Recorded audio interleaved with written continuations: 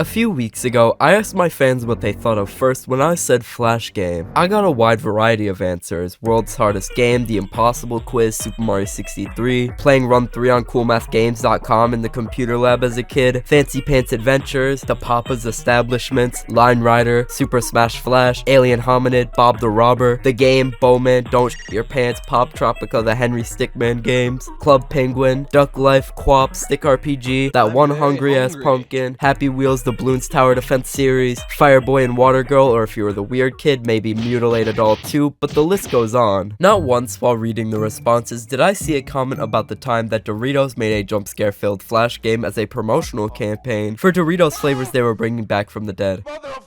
Horror has always been a genre of any type of media that intrigued me the most ever since I was a little kid. Horror games made using development software not meant for the genre is also a very specific niche of content I've been interested in for just as long. Horror games made with Roblox, horror games made with RPG Maker, and the topic of today's video, horror games made with the now defunct Adobe Flash. As I go along, I'll be ranking them on this tier list based on how fun they are to play and how well they've held up over time.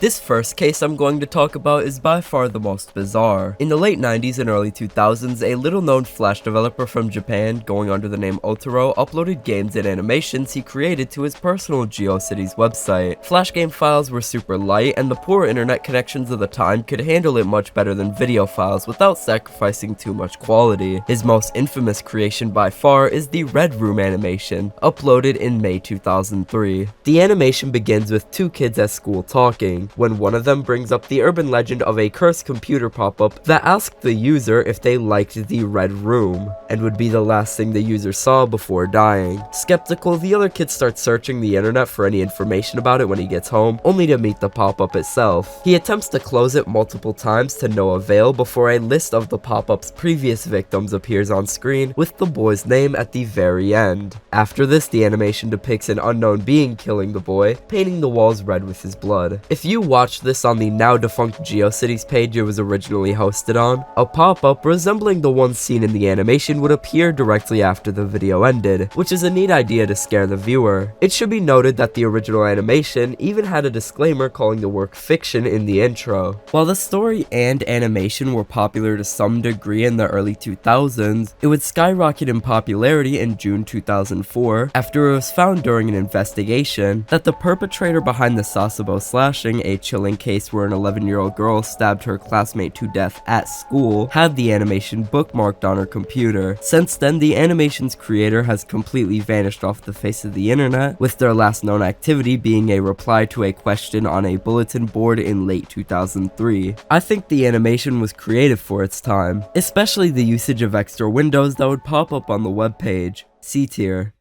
In the early 2000s, Newgrounds was the site for online Flash animations and games. Tom Fulp, the site's creator, started accepting user-made content for the Newgrounds portal in early 2000, and the staff started making seasonal game collections later that year. For Halloween 2001, two different point-and-click based survival horror games were uploaded to Newgrounds, Asylum and The House of Doom. Asylum, released the 2nd of November 2001, is a game by Dan Malo of Screw Entertainment. Upon starting, you arrive at Rushing Falls Asylum, and have to avoid these edited photos of the game's creator with a green hue to make it out alive. In the end, you encounter this weird blob creature which is supposedly a failed experiment, and you kill it by turning off this ceiling fan, which falls and crushes the creature. It's cheesy, it reeks of 2001 Flash game, but it's fun. The House of Doom, released 3 days prior, is another point-and-click game with the objective of escaping a haunted building. You'll start to notice pretty quickly that when most Flash game developers had the idea to make a horror game for one reason or another, their first thought was to make a point-and-click survival game where you have to escape some abandoned building, mostly because of the limitations of Flash. This game is rated a lot lower than Asylum on the Newgrounds website, and it feels so early Newgrounds that it hurts. Like Asylum, this game uses photos of the creator, which is rarely seen after this point, which I find interesting. These two photos can be seen hung up on walls around the house. As you progress through the house, you have to kill poorly drawn zombies, sometimes having sentient pairs of legs, which can be skipped entirely if you choose. It's kind of funny how broken this section of the game is. Why do I have the option to shoot zombies as I'm reading a book I found? At the end, you meet this weird creature made of metal spikes named Old Daddy Carfax, which is the final boss. He's named after the family that supposedly lived there hundreds of years ago and died at some point. You randomly find a bazooka in the middle of the fight with the game telling you, finish that bastard. You finish the game and it tells you, this shit ain't over yet. To be continued. There is no sequel. Asylum is low quality and cheesy, but it's cute in a way. House of Doom is genuinely bad all around, with only a few funny moments, intentional or not, saving it. The game feels like an elongated Jerry Jackson cartoon. D and F respectively. A year and a half later, in February 2003, a developer named Afro Ninja released Escape from 1428 Elm Street, another point-and-click escape room type game, this time based on the Nightmare on Elm Street franchise, far more advanced and expansive than the two seen earlier. This game is the most popular game we've looked at so far with over 2 million plays, and in my opinion, a lot of its cheesiness and the low quality aspects of it can be attributed to how early this game was made and released. Along with the two Halloween 2001 collection entries seen earlier, this game is aged poorly to a degree. It definitely looks like a 2003 Flash game. That same year on Halloween, Found Lost was released, which is a very short point-and-click puzzle horror game, which was advanced for the time, but it's so short to the point where it feels like half of a demo. Playtime can be condensed into under a minute. If Found Lost was any longer, I definitely would rank it a little bit higher. Both games are C tier, didn't age well, but not offensively terrible. They're more here for the sake of showing how this particular niche of Flash games had progressed in quality over the span of just 2 years. The next game, created by Ben Leffler in 2004, is a classic. Ex Mortis is an old-school point-and-click horror game about waking up dazed in unfamiliar woods on a winter night and entering a haunted house as there's no other shelter around. There are puzzles to solve and journals to find telling the story about the cult of Ex Mortis. The story is unique in comparison to others I've mentioned before or after this game, though the game has a couple of issues that hindered my experience in a way, some being the creator's fault and some being 2004's fault. One is the unnecessarily slow pacing. This does not need to happen every time I open a door. There are times where certain doors, items, or passageways are unlocked by the most indirect random items being interacted with. For example, it took me a while to figure out that I couldn't open the door in the cellar area because I hadn't interacted with a severed hand in the library. 2. The quality of the photos.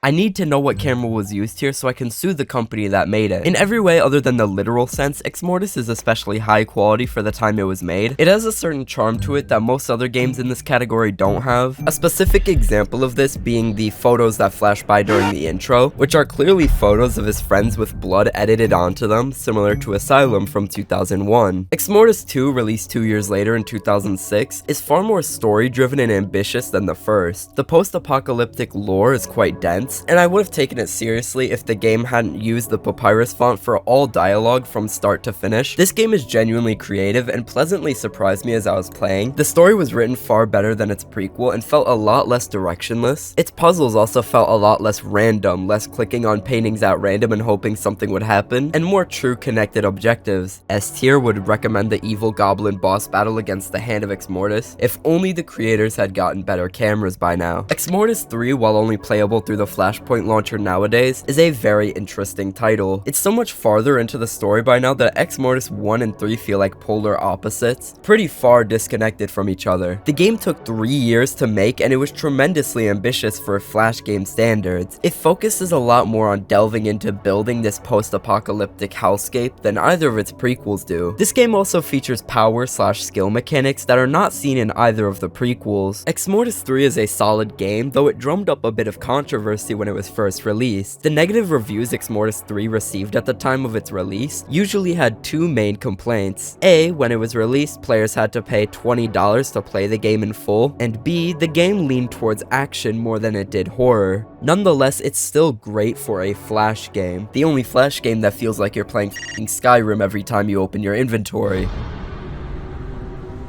B tier, S tier, and S tier for Ex Mortis 1, 2, and 3 respectively. The House 1 and 2, created by Sentai Studios from 2005 to 2010, are some of the most well-known entries of the point-and-click horror flash game niche. Sadly, they haven't aged that well. The gameplay boils almost exclusively down to haphazardly clicking around until a jump scare occurs, allowing you to move on to the next room. When it comes to graphics and ambiance, the first game in the series has an advantage over the other flash games from its time. The second game doesn't change much, only improving the designs and changing the puzzles, with the story being almost entirely identical to the first game. It's farther from something like Ex Mortis and closer to something like Scary Maze Game, if you know what I mean. It's meant for quick, sometimes cheesy scares, which is what it gets done. C tier and B tier for the House 1 and 2 respectively. Sugar Cube's Intruder from mid-2007 is a creative twist on the genre. Your friend gives you a call telling you that a crazed intruder has entered her home and is attempting to kill her. I'm not sure why I would be the first person to call in this situation,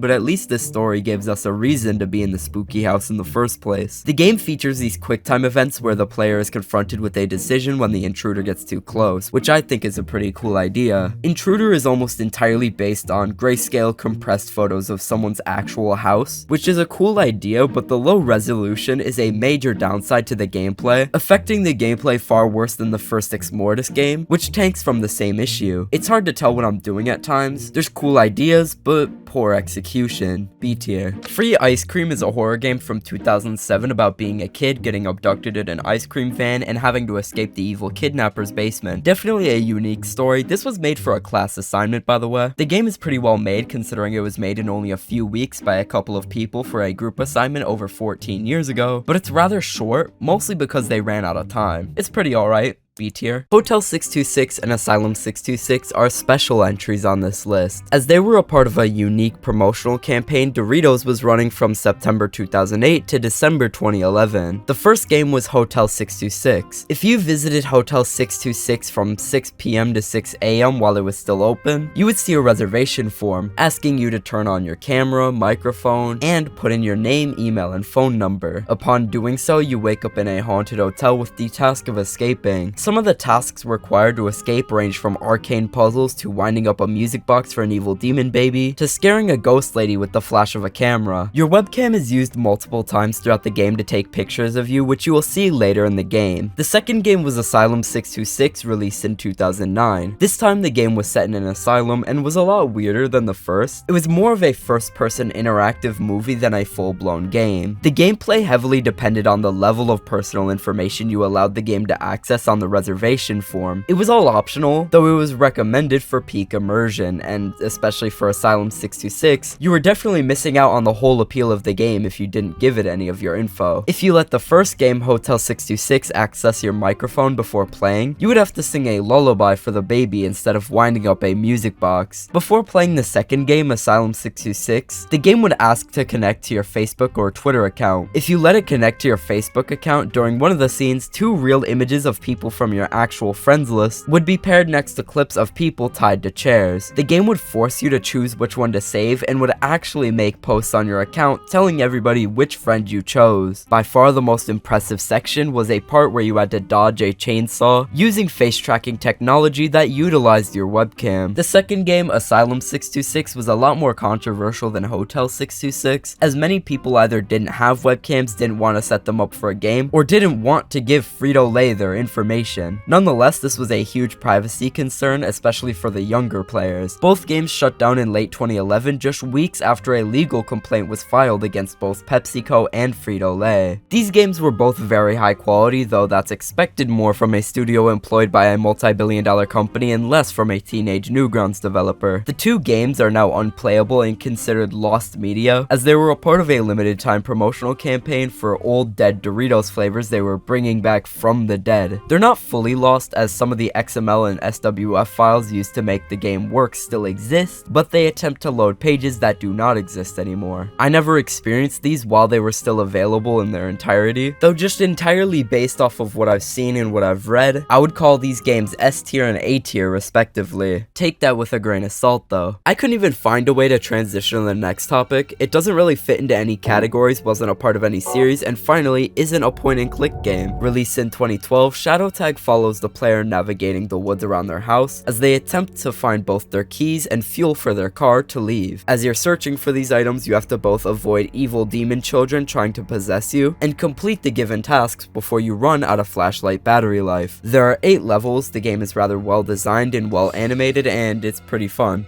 A tier.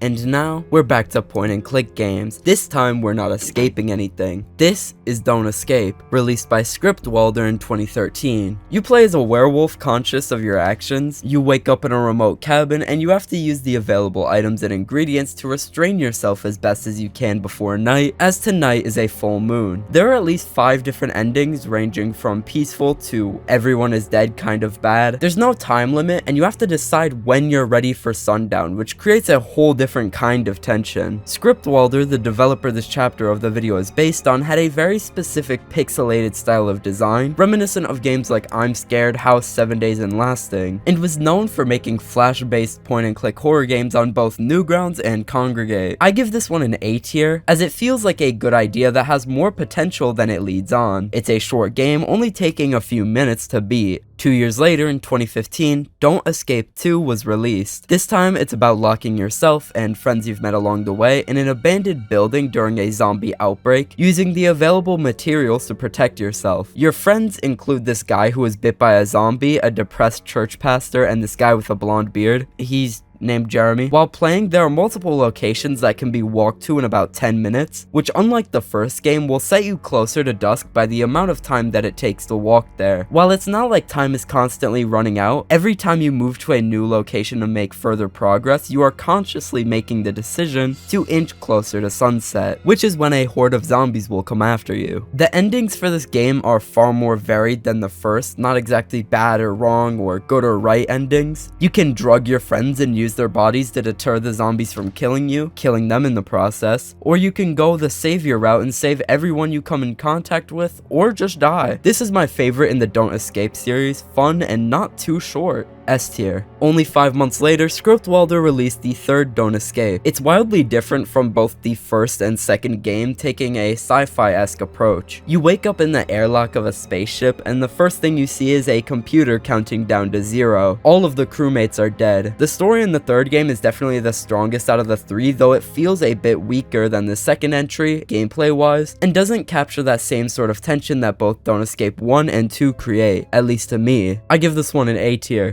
Scriptwelder, the developer of the Don't Escape series, also spent 3 years working on another trilogy of games called the Deep Sleep series. The series follows a researcher as he becomes increasingly fascinated in these ill-intentioned shadow figures known as Nightfall, which haunt the realm he enters upon lucid dreaming. The games in the series improved as I progressed. Recently, Scriptwelder announced a sequel to the original Deep Sleep trilogy named Labyrinth of the Forsaken, which is set for release in 2024, 12 years since the first game. A tier, and S tier for each entry of the trilogy, respectively. By the mid-2010s, the popularity of Flash content started to wane drastically. Adobe deprecated Flash in 2017 and ceased support for it altogether in 2021. In just the last 10 years of Flash Player's existence, its usage on websites had dropped from 28% to 2%, being replaced by HTML5 and substitutes like Ruffle. This didn't mark the end of Flash horror, though. Lacey's Games is a YouTube web series created by Ghost Tundra in 2022 about a fictional, obscure, controversial Flash game series surrounding a character named Lacey. The series, currently spanning 3 episodes, was set in the time range of 2004 to 2008. The games shown in the series would start off seemingly innocent and cute, like a dress-up game or a shop owner simulation game, before delving into much more disturbing imagery and plot points. For the sake of brevity, I'm not going to do the most in-depth analysis, but I implore you to check out the original series or another YouTuber's analysis on it afterward.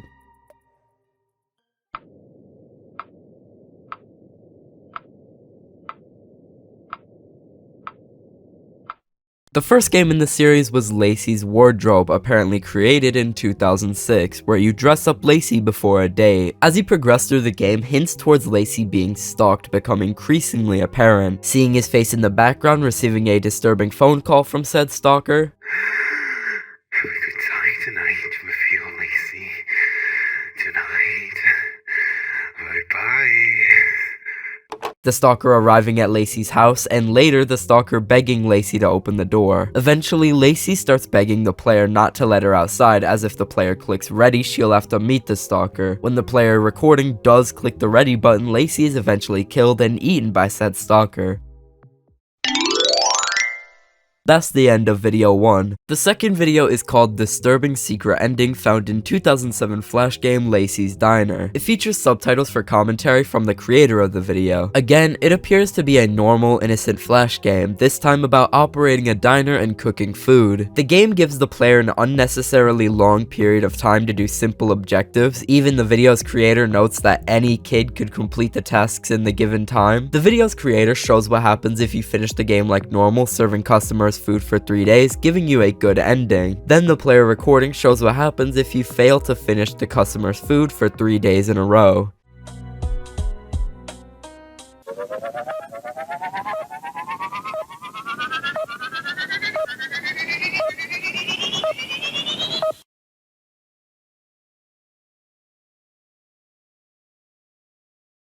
After the time runs out, the game freezes and cuts to black. For a few seconds, loud compressed audio clips play atop images of Lacey in a bloody kitchen. Note the visible cuts on her arm and text calling Lacey a failure. Next, the game shows the diner completely empty, blaming the player for taking too long. After a gap of silence, the game shows a sequence of images taken outside. Text placed on top of the images, presumably from Lacey's perspective, say things like, "This diner is all I have. If I fail, I see no other option than killing myself."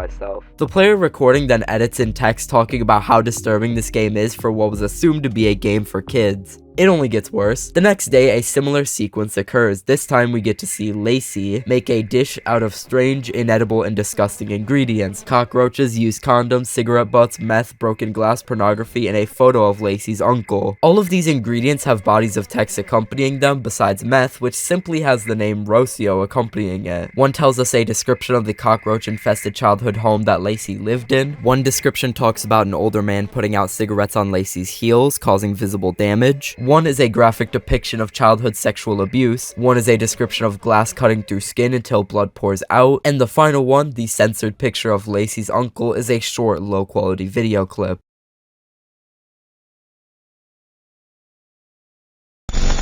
We see these ingredients being combined for a dish later served to customers. Following this, the diner is closed due to public safety concerns. Lacey then killed herself.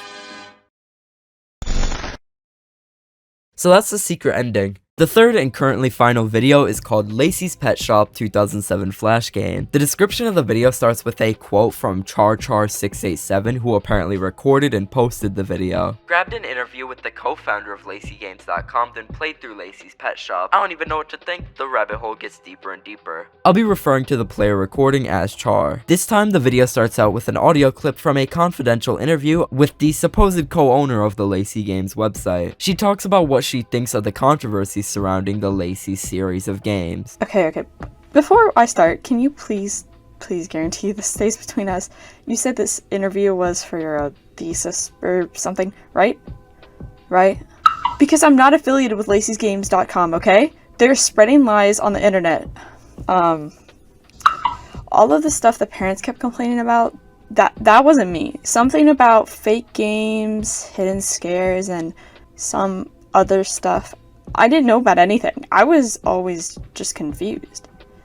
Speaking about fake games though, there was one I actually played myself once because the annoying parents kept bringing it up and up and up again, and it was pissing me off, so I was like, fine, I'll take a damn look then. And then I found out they might have actually been right. It didn't even feel like a Lacey's game. It might have been Lacey's Pet Shop?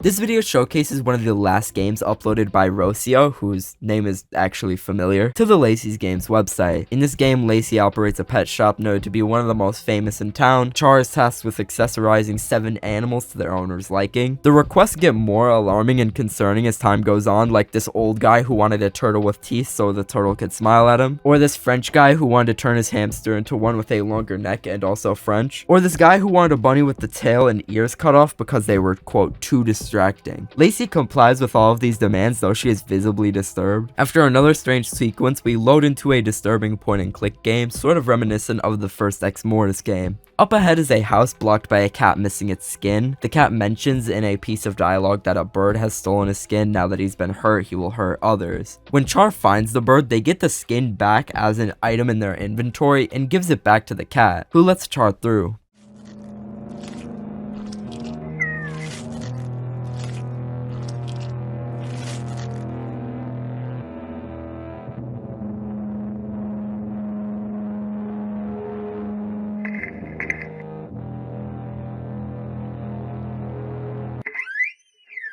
The house seems to be a warped depiction of Lacey's childhood home. When going left, Char finds a family of pigs eating flowers together at a dinner table.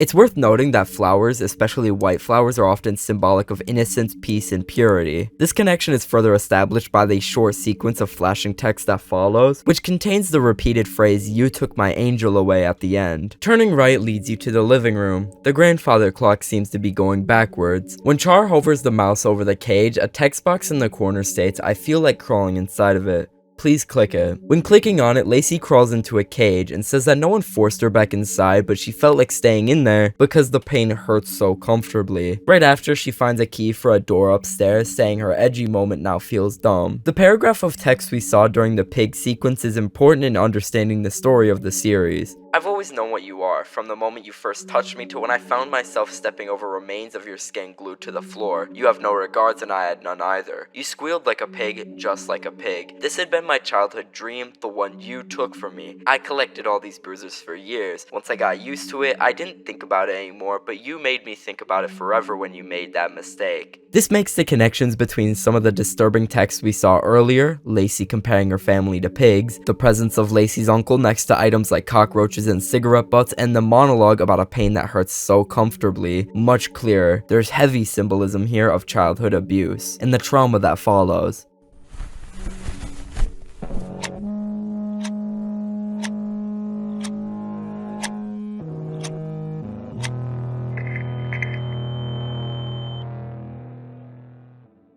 Again, we see this image of a dog with its eyes blurred out that we saw during the family of pigs sequence. This is not the last time we'll see that image. Going upstairs, we find more rooms, one of them being a bathroom. When Char hovers their cursor over the bathtub, the text box in the bottom right says, "It's always filled with blood in horror games, but this is just lemonade. I've tasted it." Rather meta. When Char hovers their cursor over the mirror, the text box in the bottom right says, "I'm not afraid of myself, let's just look for a little bit." This is where one of the most important sequences in the entire video occurs.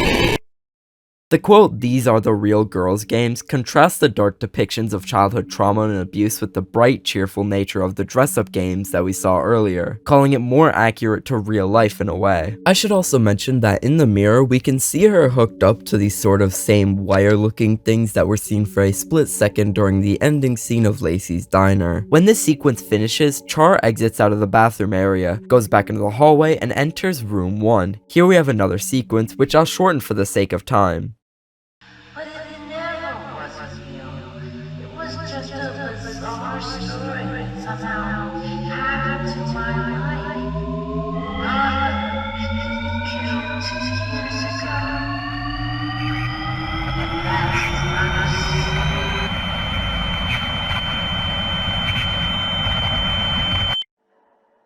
I couldn't make out any of the dialogue here, though it switches to another scene, this time with Lacey sitting in a dark room.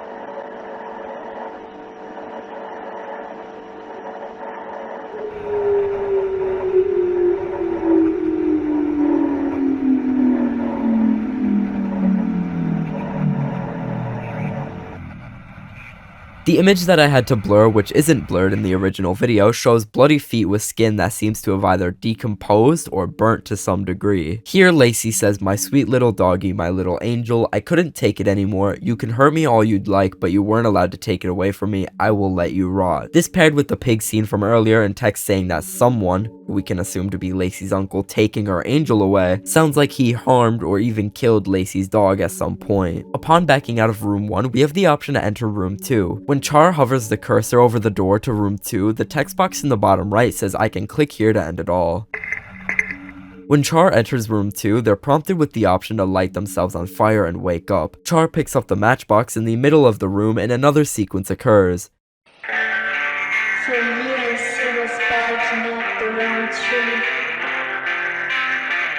Heard about his sins becoming too visible on his skin. He always worried about the serious things. But now, when his time is back, I was the dog that bit his neck.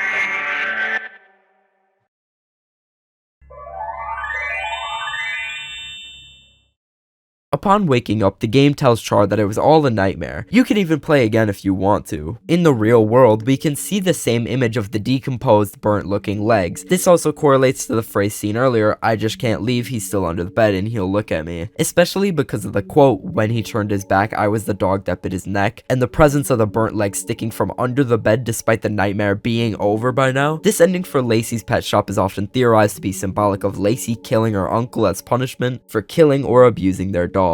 That is the end of Lacey's pet shop and the end of the series as of now. While I think the visuals for the series are great, the ideas and stories brought to the table definitely got better as the series went on. Each video was a lot better than the last, with Lacey's pet shop being the best installment by very far. I'm excited to see where this series goes, if there are any future installments. I only then realized the other co-founder, Rocio, was hiding a lot of things from me. We went our separate ways in like 2010. I'm not even sure she's still alive, to be honest with you. That's the end of my rambling about people's attempts at making horror games with Adobe Flash. There's something inspiring, at least to me, about seeing these huge games that surpass players' expectations made by the most unconventional means possible. I hope you got something out of this video, thank you for watching, and I'll see you in the next one.